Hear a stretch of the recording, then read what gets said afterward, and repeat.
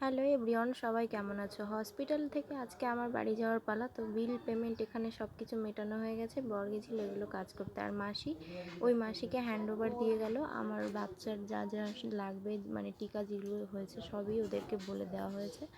আমি এখানে শুয়েছিলাম, আজকে একটু ভালো লাগছিল। বাড়ি যাব তার আগের দিনের ক্লিপ এগুলো। আমি এখানে শুয়েছিলাম, একটু ভালো লাগছিল। আর এটা ছিল প্রথম দিনের, যখন আমাকে বেডে শিফট করা হলো তার কিছুক্ষণ পরেই। এত কষ্ট হচ্ছে তাও ভিডিওগুলো করছি, কারণ এই ভিডিওগুলোই থেকে যাবে আর আমার মেয়ে যেন দেখতে পারে।